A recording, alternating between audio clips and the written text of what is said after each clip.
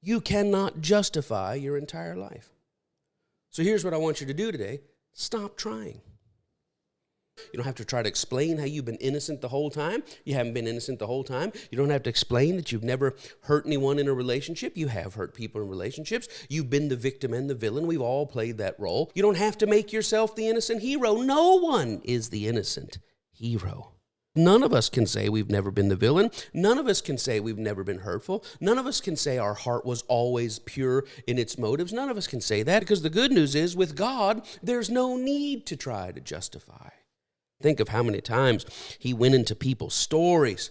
Go call your husband. I don't really have a husband. I know you don't, because you're shacking up with a guy now and he's not your husband, and you've actually had 5 husbands. I know what's going on with you. And guess what? There's no need for her to spin a tale. There's no need for her to say at the well, you don't understand, my first one, and he was a user, and I don't know that, and I was so young, and we thought we loved each other, but you don't need to explain all that. You are worth more than the worst thing you've ever done, and you've done some bad things. I've done some bad things. And there's no way we can justify every moment of our parenting, every moment of our married life, every moment of being a friend. We cannot do that. We cannot justify our external actions, our internal motivations, the darkness of our thoughts. All of this is part and parcel to being human. Every time you stand before God, God is going to say the same thing to you. I see who you are. I see how you became who you are. I see who you're becoming. And I see who you could yet be. I don't condemn you. Go out and try again.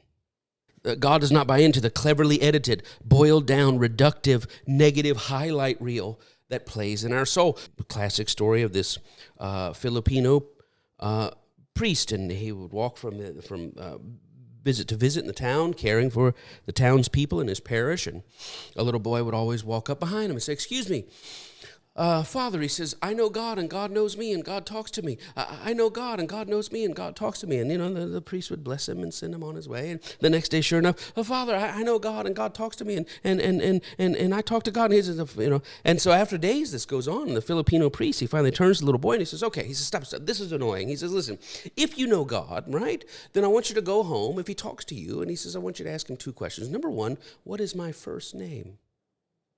Number 2, you ask him what the last sin it was that I committed." The little boy nods and he runs off. And of course, the priest comes back the next day, house to house, caring for the poor, caring for the suffering. And sure enough, the boy comes up behind him and he says, Father, I know God and God talks to me." He says, "Yes, did you go home?" He says, "Yes." "Did you do what I asked?" "Yes." "And did you ask the 2 questions?" "Yes, I did." "And?" The little boy says, "Well, your name is Father Philip." The priest says, "That's right." And the boy says, "God couldn't remember the last sin you committed."